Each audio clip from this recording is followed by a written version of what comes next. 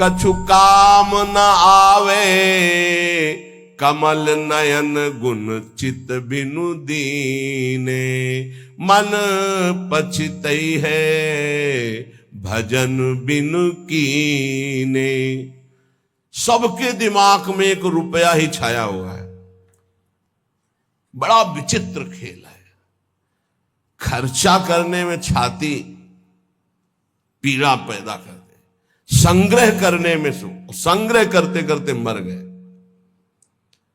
गांव में धन एकत्रित करके दीवाल में गाड़ दिए, मोटी मोटी मिट्टी की दीवालें होती थी, और मर गए। जब दीवाल खुदी तब पूरा जीवन कंजूसी करके समेट कर, या बैंक बैलेंस में जमा करते करते गणना में सुख का अनुभव हो रहा है, इतना इतना और जमा, इतना और जमा, मर गए। किसके काम आएगा? क्यों नाम रूपी धन एकत्रित ना कर पाए? क्यों धन के द्वारा गौ सेवा, साधु सेवा, समाज सेवा, नाना प्रकार की भागवतिक सेवा, ये क्यों नहीं लाभ ले पाए? ये धन का बहुत बड़ा प्रभाव है, माया का बहुत बड़ा अंग है, जो हर एक के दिमाग में अपना असर किए हुए है। हम जो भी प्रोग्राम करें उसका परिणाम धन हमारा होना चाहिए। चाहे वो कथा हो, चाहे वो यज्ञ हो, चाहे वो पूजा हो, जो भी हो। कोई बिरला ऐसा करता है जगत में, ऐसा नहीं कि नहीं है, कोई बिरला ऐसा करता है कि इसका फल हो श्री कृष्ण प्रेम लक्षणा भक्ति। है, ऐसा नहीं कहते कि नहीं है, पर सबके दिमाग में एक यही है कि जो मैं कर रहा हूं उसका परिणाम अच्छी धनराशि मिलना। इसलिए यहां कह रहे कि पछताओगे बाद में। क्या पछताओगे? अरबों रुपया बैंक में जमा करके पधार गए, वो भारतीय बैंक का वहीं रखा हुआ है, आपकी केवल जीवन की श्वासें नष्ट हो गई। बस आसक्ति उसकी आपकी दुर्गति कराएगी। जीवन का समय आपको उसके संग्रह में गया, कुछ हाथ नहीं लगा। कितना भोगोगे? कितना भोगोगे? क्या खाओगे? कितना खाओगे? जब शरीर ही नहीं रहेगा तो ये सब खाना पीना किस कार्य में आया है, यदि सच्चिदानंद से चित्त नहीं जोड़ा। इसलिए पछताओगे यदि धन की प्रधानता जीवन में रही। और आप सच्ची मानिएगा, आप जितने लोग बैठे हो, विचार करके अभी देख लो, वृंदावन की भूमि में बैठे हो। हम नहीं कहते कि सबके दिमाग में होगा, लेकिन आप देख लो, प्रधानता हर क्रिया के परिणाम में धन प्राप्ति की लालसा। हर क्रिया, साधु संग कर रहे हैं तो ऐसी कुछ आशीष हो जाए कि धन प्राप्ति हो जाए। हम ठाकुर सेवा, ठाकुर दर्शन, उपासना, सबका परिणाम एक धन की तरफ रहता है। सबका परिणाम। कोई बिरला ऐसा होता है जिसके दिमाग में धर्म होता है कि मैं जो भी करूंगा धर्म पालन के लिए करूंगा, मेरे जीवन का उद्देश्य है समस्त जगत को सुख प्राप्त हो, भगवान प्रसन्न हो जाए, बस। ये कोई बिरला करता होगा, बिरला। वो भक्ति का आडंबर करके, वो वैराग्य का नाटक करके, उपदेश का, व्यापार का, संसार का, चाहे वो परमार्थ हो या व्यवहार हो, दोनों में प्रधानता हमारी रहती है धन की। ये भगवान की प्राप्ति में बहुत बड़ी बाधक बनती है कंचन। देखत को यहां जगत संगाती, तात मात अपने सुख भीने, ललित किशोरी द्वंद मिटे ना, आनंद कंद बिना हरि चीन्हे, मन पछितई है भजन बिन कीने। अब दूसरी बात करें, देखत ही यह जगत संगाती। सबसे ज्यादा संसार में संगाती माना जाता है विपरीत शरीर को। काम, दूसरा है काम, विपरीत शरीर का संगाती। इसके लिए प्राण देने के लिए तैयार है। और जबकि वासना की निर्वासनिक स्थिति भगवान से होगी, किसी शरीर भोग से नहीं होगी। उससे तो जैसे अग्नि में और घी डालते जाओ तो बढ़ती चली जाती है, ऐसे ही वासना की शांति भोग में नहीं, त्यागात शांति अनंतरम। लेकिन ना जानने के कारण पूरे के पूरे जीवन नष्ट हो जाते हैं केवल भोग चिंतन से। बहुत आश्चर्य की बात है, यदि इसे भजन के बल से, भगवत कृपा बल से, गुरु कृपा बल से इसे संभाला ना गया तो मिले भले कुछ ना, पूरे जीवन इसी का संकल्प बनता रहता है, चिंतन होता रहता है। ये ठग हैं जो हमारे जीवन को नष्ट कर देते हैं। कामिनी के संग की लालसा भगवत प्राप्ति नहीं होने देती। जैसे पहला था धन की प्राप्ति की लालसा, ऐसे ही जितना भी धन कमा लो, जितना भी सब कर लो, अंदर एक लालसा बनी रहेगी भोग भोगने की। ये अगर भावना शरीर भोग की बनी रही तो ये भी भगवत प्राप्ति नहीं होने देती। कितना भोगोगे, कब तक भोगोगे? जब शरीर ही छूट जाएगा तो कौन तुम्हारा साथी होगा? बहुत विचित्र बात है, बहुत विचित्र बात है। देखत को यह जगत सगाती। इस संसार में केवल देखते देखते पूरा जीवन हो गया, कुछ नहीं देख पाए। 50 साल के हो गए, 40 साल के हो गए, भोगते भोगते जीवन व्यतीत हो, कुछ नहीं भोग पाए। क्या है? असंतुष्ट, वासना। इसी तरह से जितने संबंध हैं सब धोखे के संबंध हैं। उनमें यदि भगवत भाव करके नहीं जिए तो वो बंधन कारक है, धोखे में समय गया। पहला दिमाग में धन रहता है, दूसरा दिमाग में भोग रहता है, और जो इनको थोड़ा दबा पाया भजन से तो तीसरा दिमाग में रहता है हमारे यहां नाम हो जाए, लोग याद रखें। किसको लोग याद रखते हैं?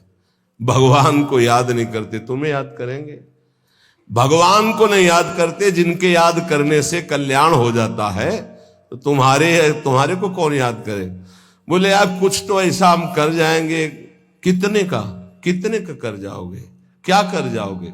अरे जिन्होंने अनंत ब्रह्मांड बना दिए उनका नाम नहीं ले रहा, तो तुम 1-2 महल बना दोगे, 1-2 पौशाला और अस्पताल खोल दोगे, तुम्हारा नाम चलेगा? श्री कृष्ण ने अनंत ब्रह्मांड बनाए, सब थोड़ी नाम जप कर रहे हैं उनका। तुम्हारा कौन नाम जप करेगा कि भाई बहुत यश कीर्ति की आखिरी चाह। इसीलिए कह रहे हैं कि ललित किशोरी द्वंद्व मिटे ना, आनंद कंद बिना हरि चीने, मन पछितई है भजन बिन कीने। थोड़ा समय रह गया है। जितने सत्संग सुन रहे हो इतना समझ लीजिए, अब हमारे जीवन का थोड़ा समय रह गया है। अब तो जाग जाओ, इन 3 में सोना बंद कर दो। ललित किशोरी जी कह रहे हैं ये जो धन की लालसा, अरे बोले तुम तो बाबा जी हो, तुम्हारा चल जाएगा, हमारा गृहस्थी में बहुत जरूरतें हैं, धर्म पूर्वक कर्तव्य कर्म करो, उससे जो मिल रहा है संतोष धारण करते हुए अपनी स्थिति के अनुसार ब्याह बरादी जितने कार्य हैं सबका होता है सृष्टि में। आज दुख पाया जा रहा है अपनी स्थिति से हटकर करने पर। आज दुख पाया जा रहा है केवल प्रशंसा के लिए करने पर। अगर आपकी स्थिति गरीबी की है तो आप किसी गरीब वर्ग को ढूंढिएगा, आपकी पुत्री सुखी रहेगी। ये भ्रम छोड़ दो कि थोड़ा हमसे बड़ा धनी हो, बहुत हानि हो जाएगी। अगर आपकी स्थिति है और अपनी स्थिति के घर में बेटी का ब्याह करोगे तो बहुत सुखी रहोगे। अगर अर्थ की प्रधानता रखकर बेटे का ब्याह करोगे तो दुखी रहोगे। देख लेना, परिणाम में देख लेना। इसीलिए धन के लिए तुम इतना व्याकुल मत हो, कर्तव्य कर्म करो, जैसी परिस्थिति उसके अनुसार चलो। भोग के लिए इतना व्याकुल न रहो। जो धर्म पूर्वक पाणी ग्रहण किया है भगवान की पूजा की भावना रखकर उसका, तो आप उससे मुक्त हो जाएंगे। नाम चिंता मत करो, नाम जप करो तो तुम्हारी विमल कीर्ति यहां नहीं भगवान के दरबार में होगी। ये मम जन है, ये मेरा जन है। जैसे अम्बरीश जी की चर्चा भगवान के दरबार, भक्तों के यहां भगवान की जैसे चर्चा होती, ऐसे भगवान के दरबार में महाभागवतों की चर्चा। इतना नाम जप करो, इतना ठाकुर सेवा करो कि भगवान अपनी सभा में आपको याद कर ले। इससे बड़ी क्या बात होगी। त्रिभुवनपति की सभा में तुम्हारा यश गाया जाए। जग जाओ। अगर अभी नहीं जगे तो फिर अब जगने का समय नहीं है, जगाया जा रहा है। ये सत्संग है मोह निद्रा से जगाने का। यहां तुम जिससे और किसी से प्रीति करते हो वो तुम्हें सुला देगा, जगाएगा नहीं। मोह भरे वचन बोल करके, मोह भरे कपट भरे वचनों को सुनने में बहुत अच्छा लगता है, लेकिन जब अध्यात्म और सत्य के वचन तो ऐसे लगते हैं बहुत कड़वे। मुंह मीठा भीतर कपट, पर्दा रहे है बास। मुंह में मीठा बोल रहे, हृदय में कपट है, वहीं पर्दा लगाए भगवान बैठे वहीं देख रहे। जो सतमार्ग के पथिक है उनकी जबान में भले तुम्हें कड़ुआहट लगे, लेकिन हृदय बहुत मीठा है और बेपर्द होकर भगवान वहां से बोल रहे। पकड़ पाओ तो पकड़ लो। गोला मारे ज्ञान का संत सिपाही कोय, उत्कट जिज्ञासु बने तो अजब उजाला होए। अजब उजाला होए अंधेरा सब ही नासे, अंतर्मुख हो लखे आत्मा अपनो भाषे। कहे निर्भयानंद होए जिज्ञासु भोला, और जब संत मिले सिपाही तो ज्ञान का मारे गोला। अगर भगवान का पार्षद कोई संत जो विशुद्ध स्थिति में है, उसके वचन क्या करते हो, गोला का काम करते हैं। बोले ऐसा ज्ञान का गोला माला कि काम क्रोध लोभ मोह मद मत्सर सब मर गए और दिव्य प्रकाश हो गया हृदय में। गोला मारे ज्ञान का संत सिपाही कोई, उत्कट जिज्ञासु बने और अजब उजाला होए। अगर संत वचन सुन लिए तो अमोघस से खाली नहीं जाते हैं। ये तुम्हारे जीवन का परिवर्तन कर देंगे। बस आपको जरूरत है उन शब्दों को पकड़ने की। जिस समय अंतर्मुखता बढ़ने लगे, आपको अपने दोष दिखाई देने लगे, जान लेना संत वचनों का प्रभाव शुरू हो गया है। अंतर्मुख हुए लखे, अपने दोष दिखाई देने लगे। मेरे में ये कमी, मेरे में ये कमी, हे भगवान ये मेरी कमियां कैसे दूर होंगी। तो जान लो अब संत संग का प्रभाव आपके ऊपर पड़ रहा है। आत्मा अपनो भाषे, अपने आप से अपने स्वरूप का बोध प्रारंभ हो जाता है जब किसी सच्चे संत का संग मिलता है। पाता है निज आत्मा विषयीन सो मन रोक, काम क्रोध के वेग की जो सही जावे झोंक। संत संगी वही है जो काम क्रोध के वेग को सह जाए। काम आया सह गया, क्रोध आया सह गया। हमें देखते हैं कि काम क्रोध को सहने की तो वृत्ति साधक में है, लेकिन ईर्ष्या को सहने की शक्ति नहीं है। वो जहां ईर्ष्या करता है, दूसरे से निंदा करने लगता है, तो फिर उसकी काम क्रोध की शक्ति बढ़ जाती है और वो सहन करने में असमर्थ हो जाता है। अहम मैं जितेंद्रिय हूं और ईर्ष्या दूसरे की उन्नति देखकर डा होना, जलन होना, जहां आया तो फिर वो वही परास्त हो गया जहां जीत रहा था। इसको पकड़ना। गुरु कृपा से काम और क्रोध पर विजय प्राप्त करने की योग्यता साधक में आ जाती। बहुत शीतल हृदय होने लगता है, लगता है क्या कुछ नहीं। और जहां उसके अंदर ये अहम आया और दूसरों को देखकर जलन होने लगी, अपने में अहम आने लगा, वहीं उसकी सामर्थ्य घट गई और वो उसी विषय के लिए रोने लगा। काम क्रोध आदि उसको परास्त करने लगे। समझना, इस बात में आध्यात्मिक चर्चा है जिससे आपको परम पद मिल जाएगा। आप अगर गुरु शरणागत है तो काम क्रोध आपके अंदर स्फुरित होंगे, परास्त नहीं कर सकते। चिंगारी की तरह स्फुरित होंगे, ज्वाला की तरह नहीं। पक्का समझ लो। दो बातें हैं यदि तुम काम क्रोध से परास्त हो जाते हो। पहला, आप गुरु आज्ञा का उल्लंघन करके कोई गंदी बात देख रहे हो, कोई गंदी बात कर रहे हो, कोई गंदी बात करने वाले लोगों का संग कर रहे हो। अगर ये नहीं तो फिर तुम काम विजयी होने का अहंकार कर रहे हो। अन्यथा स्फुरणा होती है और शांत हो जाती है। उसी मार्ग से चले हुए अनुभव की ये बात है। हम किसी की दूसरी तर्क वाली बात नहीं मान सकते, छाती की बात मानते। ऐसे स्फुरण होता है और शांत हो जाता है, क्योंकि उसके लिए कोई चारा नहीं है। धीरे धीरे स्फुरण भी बहुत कम होने लगता है। पर जहां देखा गया अपने में अहंकार आया कि मैं जितेंद्री, और जहां दूसरे की उन्नति से डाह, तो फिर वही उसको परास्त कर देते। चिंगारी को ज्वाला बनने में देर नहीं लगती। वो चिंगारी तब शांत होती है जब भगवत साक्षात्कार हो जाता है, सूक्ष्म रूप से विकार रहते हैं। पता है निज आत्मा विषयन सो मन रोक। जब संत वचन रूपी प्रकाश आपके हृदय में हुआ, तो ये जब पता हो गया कि तुम देह नहीं हो, भले अनुभव नहीं हुआ, तो अपने मन को विषय में जाने से रोको।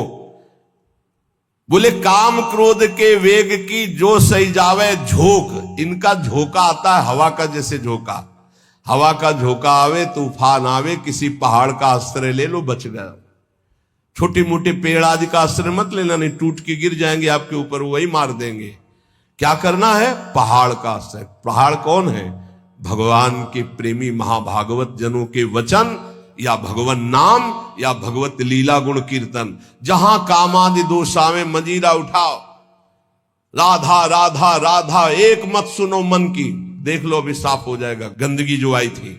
या कोई संत के उपदेश सुनने लगो, या भगवान की लीला गायन करने लगो। प्रियालाल के चले जोई जोई प्यारो करे शुरू करो, और आज वह देखियो तो प्यारी, चले जाओ वहां तक।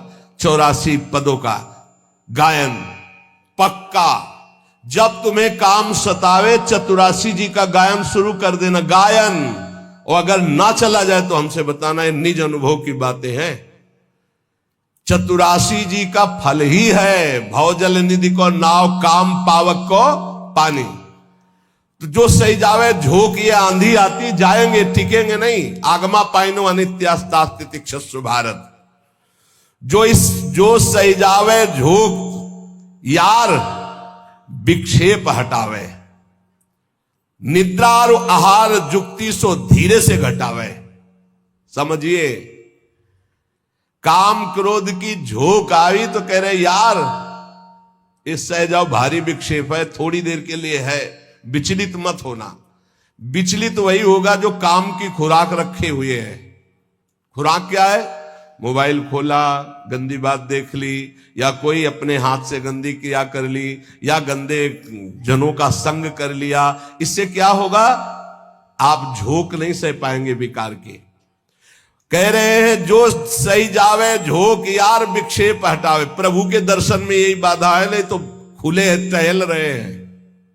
वृंदावन है, यहां खुले प्रभु टहल रहे हैं, बस दृष्टि चाहिए। यार का तात्पर्य बहुत प्रेम भरा शब्द है। मित्र एक बार सह जाए इसकी झोंक को, आगे निकल जाएगा। जो सही जावे झोंक यार, विक्षेप हटावे। तो विक्षेप कैसे हटेगा? बोले निद्रा और आहार जुक्ति सो कछु धीरे से घटावे। बस कल भी चर्चा हुई थी निद्रा और आहार को कम करने की, पलटू स्वामी की। इन निर्भयानंद जी बड़े सिद्ध महापुरुष ब्रह्मानंद में डूबे हुई। इन दो पर असर साधक अपना दिखा दे। ये दो सबके ऊपर असर दिखाए, पूरा जीवन व्यतीत हो जाता है खाना और सोना। अच्छा भोजन और खूब चक सोने को मिले। कह रहे कि अगर परमार्थ का लाभ लेना है तो साधक दो पर अधिकार करे, नींद और भोजन। फिर बार बार कहते हैं अभ्यास अभ्यास। नींद और भोजन, ये दो, निद्रा और आहार। फिर तीसरे पर विजय जो मैथुन, फिर चौथा जो भय। ये चार ऐसे दोष है पूरी सृष्टि को अपने अधीन किए हैं। निद्रा, भय, आहार, मैथुन, ये सब के सम जग उपजाए, सब इसी में फंसे हुए हैं। ऐसा साधक इन चारों पर विजय प्राप्त करनी। निद्रा तब जब आहार पर आप संयम करेंगे। बहुत बार आहार पे चर्चा होती, भाई आहार को संभाल लो, इसको बढ़ाते चले जाओ, एक एक कवल बढ़ता चला जाएगा। इसको घटाते चले जाओ, घटता चला। 400 ग्राम में पूरे 24 घंटे शरीर का सम्यक मेहनत करते हुए पोषण हो जाएगा 400 ग्राम में। यहां यही है कि अगर आप भगवत मार्ग में चलना चाहते हो तो आहार पर संयम करो तो नींद पर संयम हो जाएगा। आहार पर संयम करो, पर इतना भी संयम न करो कि सीढ़ी चढ़ने उतरने लायक न रहो। उचित आहार लो जितना आपको नींद ना सतावे। ये बहुत बड़ी सिद्धि है। अगर आप निद्रा और भोजन पर शासन नहीं किए तो काम और क्रोध पर शासन नहीं कर पाओगे, पक्का। ये 4 चीजें साधु के जीवन में बिल्कुल शासन में होती। निद्रा, भय, आहार, मैथुन। भय नहीं होता साधु को। साधु का मतलब होता भगवत मार्ग के पथिक, चाहे गृहस्थ हो चाहे विरक्त हो। और नींद पर बहुत शासन होता है और आहार पर बिल्कुल विजयी होता है वो। और वो मिथुन धर्म का त्यागी होता है, चाहे गृहस्थ हो चाहे विरक्त हो। अरे ऐसे ऐसे गृहस्थ हैं अपने ही पास है कि हम उनकी चरण वंदना करते हैं। वृंदावन में शपथ पूर्वक पति पत्नी कसम खाकर ब्रह्मचर्य से रह रहे हैं। सच्ची कहते हैं, हृदय से साधु बनने पर भी पूरे जीवन डर रहा है इसी बात का। और वो पति पत्नी एक जगह रह करके संयम से हैं, हम उनकी चरण वंदना करते हैं, चरण वंदना करते हैं। कोई भी जगत का महात्मा इस बात से डरता है कि संयोग ना हो। वो संयोग में पड़े हैं, एक ही घर में रहते हैं, ज्यादा जगह नहीं तो हो सकता है कोई एक ही आसन में रहते हो, लेकिन बलिहारी कसम पूर्वक ब्रह्मचर्य। और यही नहीं, बाहर भी रहते हुए ऐसे शिष्य है, तब ये लगता है कि भगवान की कृपा अमोघ है, क्या नहीं कर सकती। और आप लोग तो बैरागी हैं। निद्रा और आहार जुक्ति सो धीरे सो कछु घटावे। धीरे धीरे घटाना चाहिए। नींद और आहार, देखो संतों ने कहा है, निद्रा और आहार जुक्ति सो कछु घटावे। कहे निर्भयानंद झूठे जाने सब नाता, विषयन सो मन रोक आत्मा निज का पाता। जब समस्त विषयों पर विजय प्राप्त कर लेता है तो आत्मानंद का उसे अनुभव स्वयं होने लगता है। अष्ट सिद्धि नौ निधि हमारी मुट्ठी में हरदम रहती। ये नाम जापक, ये सांसारिक लाभ की तो बात जाने दो। अष्ट सिद्धि नौ निधि हमारी मुट्ठी में हरदम रहती, नहीं जवाहर सोना चांदी त्रिभुवन की संपत्ति चाहती। भावे ना दुनिया की बातें दिलवर की चर्चा सहती, ललित किशोरी पार लगावे माया की ये सरिता बहती। राधा राधा राधा, सब सिद्धियां सब लाभ आपको प्राप्त है। जो नाम जापक अपने कर्तव्य को भगवान में समर्पित करता है वो कैसा सिद्ध महापुरुष हो जाता है। जगत गुरु भगवान श्री कृष्णचंद्र जी गीता जी में महापुरुष की स्थिति का वर्णन करते हैं। त्यक्त्वा कर्म फला संगम, बहुत दिनों के बाद है।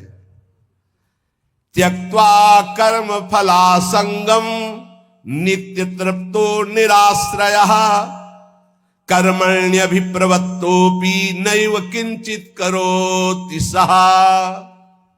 इसीलिए बीच बीच में रुक जाता है कि बहुत स्थिति का ऊंचा वर्णन यहां है और उसके लिए कुछ साधना चाहिए। जब तक अच्छी साधना नहीं होगी तो सिद्धावस्था को समझ पाना बड़ा कठिन होता है। और ये भगवान की वाणी ऐसे अर्थ पढ़ लेना तो अलग बात है, उसको समझना।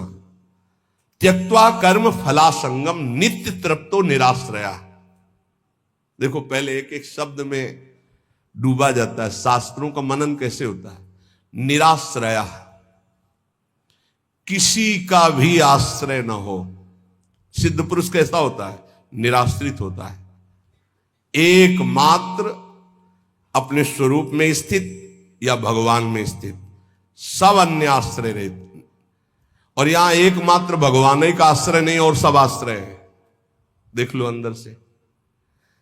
सिद्ध पुरुष कहता होता है नित्य तृप्तो, कभी कोई चाह ही नहीं होती। जैसे गले तक छका हो फिर उसको कुछ भी नहीं। नित्य तृप्तो। त्यक्त्वा कर्म फला संगम, किसी भी कर्म की कोई भी फल की आशा नहीं रहती। कर्मण्य भी प्रवत्तोपि नयु किंचित करोति शाह। अच्छी तरह कर्म करता हुआ भी वो किसी कर्म का कुछ फल नहीं चाहता। स्वाभाविक केवल भगवत प्रेरणा से कर्म हो रहे हैं, उनके कोई फल की इच्छा नहीं, क्योंकि जो सब कर्मों का परम फल है वो भगवान का साक्षात्कार उनको प्राप्त हो गया है। ये सिद्ध पुरुष के लिए श्लोक गाया गया है। जो कर्म और कर्म फल की आसक्ति का त्याग करके सब आश्रयों से रहित सदा तृप्त रहता है, फिर भी वो अच्छी तरह शास्त्राज्ञा के अनुसार कर्म करता है, पर किसी भी कर्म फल की कोई आकांक्षा नहीं है, वो सिद्ध हुआ पुरुष कहा जाता है। श्री भगवान कह रहे हैं। लेकिन यहां उल्टा है। अगर हम कोई भी कर्म करेंगे तो पहले हमारा जो सोच होगी वो उसके फल पे होगी। ये सोच नहीं होगी कि हमारा धर्म है इसका पालन करना। कोई भी कर्म बिना फल की आकांक्षा के आप शुरू ही नहीं कर सकते। सोचना जरा, कोई भी कर्म करेंगे तो इसका फल क्या होगा, ये हम साधक के लिए कह रहे हैं। जो विषयी है वो नहीं सोचते, जो सिद्ध है वो नहीं सोचते। दोनों बात समझना। जो विषयी है वो नहीं सोचते कि इसका परिणाम क्या होगा, जेल मिलेगी कि दुर्गति होगी कि नरक जाएंगे कि शरीर नष्ट हो जाएगा, ये कुछ नहीं सोचते। जो सिद्ध है वो पूर्ण तृप्त है, इसलिए केवल शास्त्र सम्मत कर्म करते हैं, वो फल की आकांक्षा या फल की सोच ही नहीं रखते। जो बीच में है, ना पूरे विषयी है ना पूरे साधक है, वो पहले फल सोचते हैं। परिक्रमा का क्या फल होगा, सत्संग का क्या फल होगा, यह करेंगे तो इसका फल क्या होगा। फल पर दृष्टि रखने वाला अध्यात्म को धारण नहीं कर पाता है। भगवान कह रहे कर्मण्येवाधिकारस्ते, तुम कर्म से केवल अपना अधिकार रखो, फल के ऊपर नहीं। फल में सुख दुखे समय कृत्वा लाभा लाभो जया जयो, जय या पराजय, लाभ या हानि, सुख या दुख, इसमें समान भाव रखो। यह अध्यात्म, और यह तो सिद्ध पुरुष का लक्षण है। अब यहां ध्यान देना है, मैं कर्म करता हूं, ये कर्म मेरे लिए है और इसका अमुक फल मिलेगा, ऐसी जन साधारण साधक की स्थिति रहती है। ये उसके बंधन का कारक है, चाहे जितना बड़ा कर्म कर ले। ध्यान से सुनना, ये गीता जी है। ये मैं कर्म कर रहा हूं, इस कर्म का मेरा ये फल होगा, वो कर्म फल का और कर्म कर्ता बनने के कारण चाहे जितना ऊंचा कर्म करे वो बंधा ही रहेगा, मुक्त नहीं होगा। भले शुभ कर्म किया तो देवलोक जा, तपलोक जा, पर आना तुझे मृत्यु लोक में ही पड़ेगा। लेकिन जो सिद्ध महापुरुष होता है, परिक्रमा चलो, स्वाभाविक उसको कोई लक्ष्य नहीं कि इसका फल क्या होगा। इसका अच्छा अटल्ला चुंगी से मुड़ गया, उधर पूरी नहीं हुई, कोई उसको शोक नहीं है, ना कोई लाभ है ना कोई हानि है, स्वाभाविक कर्म हो रहा है। क्यों? क्योंकि उसने अपनी इंद्रियों को, अपने मन को अधीन करके परमात्म तत्व की स्थिति प्राप्त की है। अगर इंद्रियां और मन पर विजय प्राप्त नहीं की तो जीवन मुक्त होते हुए भी दुर्गति को प्राप्त होगा। आत्मा जीवन मुक्त ही है, उसको कोई नहीं बांधा। इंद्रियां और मन बंधे होने के कारण आत्मस्वरूप जो जीवन मुक्त है उसको भोगना पड़ रहा है। बहुत ध्यान देने का विषय है। आत्मा को शुद्ध करने की जरूरत नहीं, परम शुद्ध है। आत्मा को मुक्त करने की जरूरत नहीं, परम मुक्त है। तो बंधा कौन है? इंद्रियों और मन में तुम्हारी तन्मयता, इंद्रियां मन विषय भोगों में।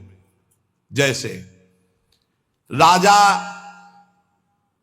तभी विजयी माना जाएगा जब सेना विजयी होगी, और सेना हार गई तो राजा हार गया, सेना जीत गई तो राजा जीत गया। ऐसे ही इंद्रियां मन हार गए विषयों में तो तुम हार गए, तुम्हारी दुर्गति होगी। और इंद्रिय विजेता मन विजेता हो गए तो तुम जीवन मुक्त हो गए। क्योंकि जीवन मुक्त थे, जीवन मुक्त हो, जीवन मुक्त रहोगे। पूरी साधना इंद्रिय और मन की आ गई है। इंद्रिय और मन को भोगों से हटाकर प्रभु में स्थित करना तो विजयी। अगर इंद्रिय मन भोगों में लग गए तो आवागमन से मुक्त नहीं होगे। लेकिन सिद्ध पुरुष की इंद्रियां और मन ये अपने आप शांत होते हैं, क्योंकि वो त्यक्त्वा कर्म फला संगम, ना कर्म में आसक्त है और ना फल में आसक्त